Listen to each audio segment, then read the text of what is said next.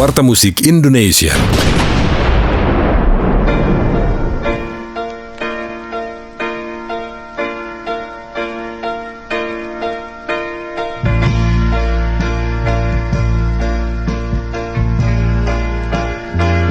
Mana lagi kan ku pinta, tiada lagi kau ku punya. Itu ya begitu, udah lupa. Lagi serak, lagi batuk saya ini, tapi bukan batuk corona ya, bukan ini, batuk pilek biasa ya.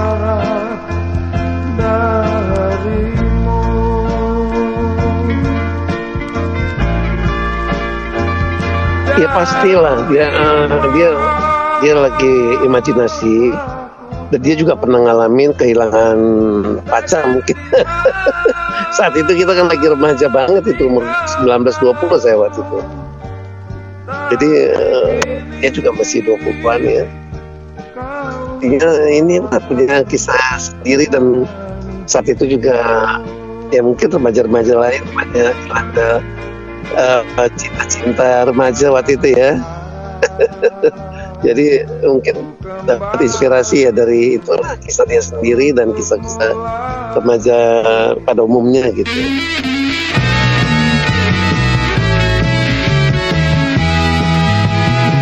Mama, tolonglah belikanku baju yang baru. Mama, tolonglah untuk ku pakai hari Minggu. Oh iya, saya memang dari kecil saya udah main band. Khusus saya ya, dari anggota yang lain. Saya umur 10-11 tahun saya sudah bikin band bocah, namanya Kurcaci. Umur 10-11 tahun. Dan 13 tahun, 14 tahun saya bikin band The Rhythm Kings. Saya termasuk pendiri band The Rhythm Kings. Sempat ngetop juga di Medan ya, bersama keluarga Purba. Gitu ya. Terus 1900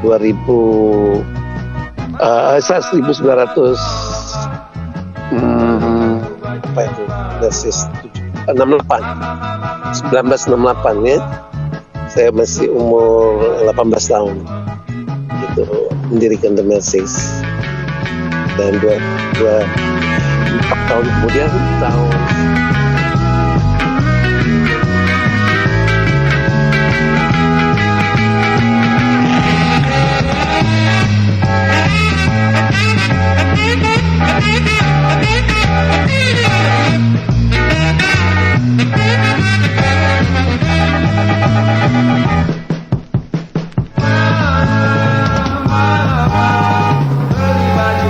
ya, bagaimanapun biasanya seperti juga Kus ya, lagu-lagu di era-era awal ya, mereka lagunya itu menjadi legend atau evergreen ya, selalu hijau, selalu terasa, nggak pernah terasa tua gitu.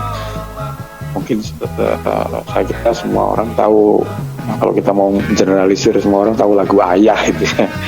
Mungkin orang nggak ngerti siapa pembawa aslinya, tapi itu lagunya Messies yang fenomenal.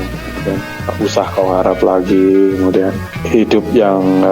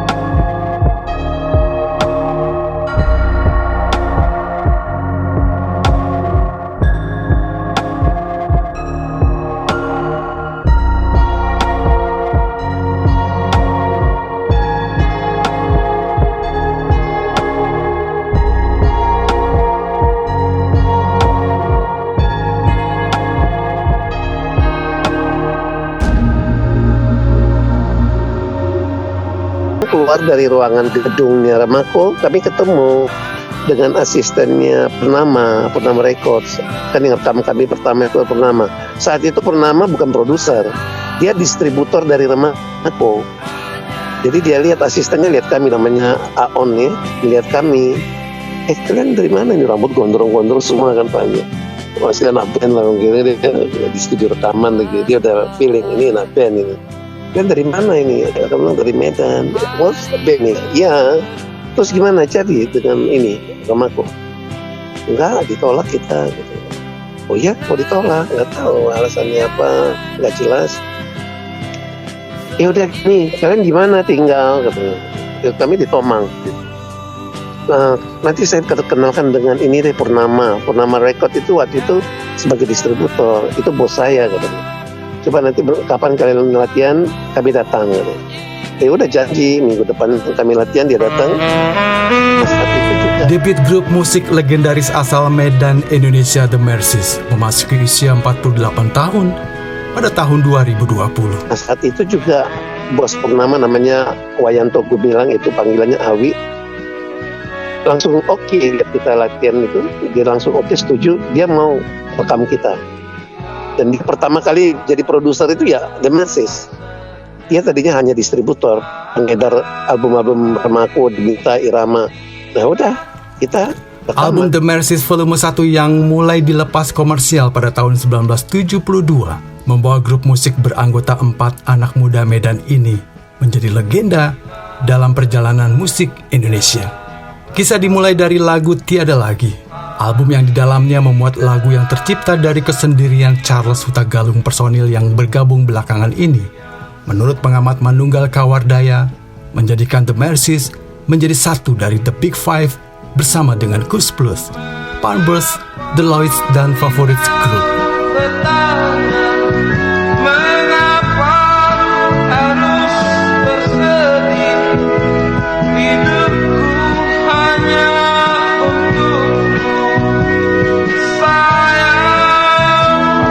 Sayang. Nah, Mercies itu kalau kita bandingkan dengan grup papan atas yang lain, super grup yang lain, Kus Plus gitu, ada persamaannya sebetulnya. Ya, harmonisasi vokalnya itu jadi kekuatan juga. Ya, ada vokalis utamanya adalah Charles Hutagalung. Dia punya karakter vokal yang melengking dan menyayat ya. Artinya sangat berkesesuaian pas dengan lirik-lirik lagunya Mercies yang kebanyakan sih emang sendu melankolia gitu. Nah, kemudian harmonisasi vokal dari Rinto Harahap juga sebagai biasanya suara dua, atau kadang-kadang Rinto juga bernyanyi sebagai lead vokalnya. Dan yang menjadi khas, yang mungkin menjadi pembeda adalah adanya unsur saksofon di dalam musik-musik lagu-lagu The Mercies itu. Kus Plus misalnya dia nggak memasukkan unsur saksofon atau alat musik tiup. Nah, ini yang membedakan, saya kira. Gone, gone, gone. It seems like the wind blows. Gone, gone, gone. There's nothing left but me. The only thing I have has taken away. How can I try to live? I'm lonely with emptiness around.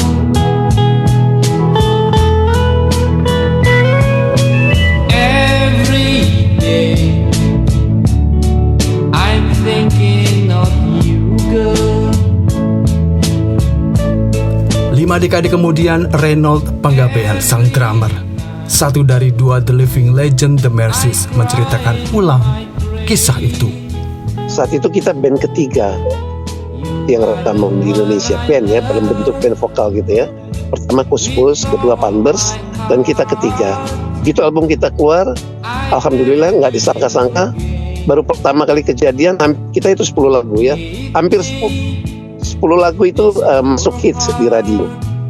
Ini baru kejadian di dunia hanya satu, itu band The Beatles waktu itu. Hampir satu album itu ya, waktu Beatles keluar, hampir semua lagunya masuk tangga radio. Ya dengan rendah hati saya bersyukur ya, kami The Beatles juga saat itu seperti itu. Lagu-lagu kami semua masuk tangga lagu. Ya, itu yang nggak bisa lupa saya, kenangan luar biasa. Kalau plus ya, dia kuat, ada warna peaches gitu ya. Kalau Mercies ini sulit juga sebenarnya untuk menebak sebenarnya apa yang menjadi main influence-nya sehingga buat mereka seperti itu. Ya tidak ada warnanya khas begitu.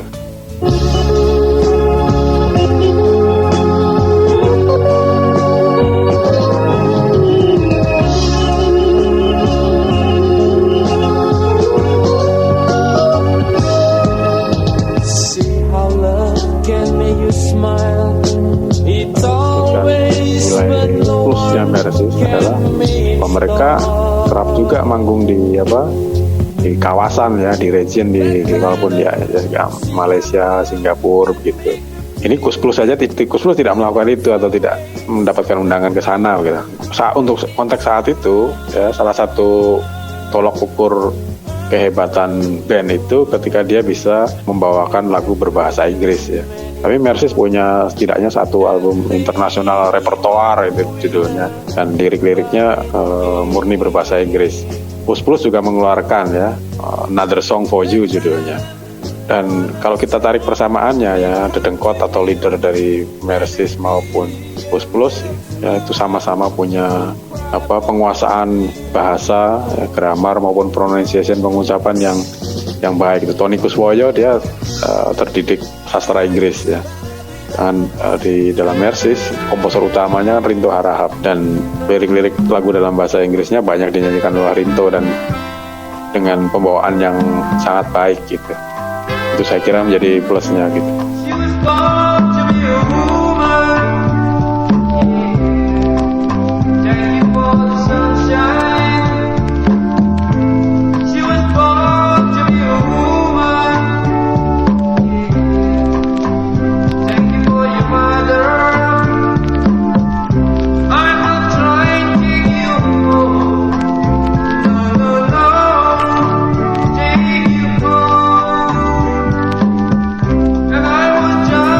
Tiada Lagi bukan saja merupakan lagu dalam album rekaman perdana dari sebuah grup musik, tetapi juga merupakan lagu hits pertama dari The Mercies.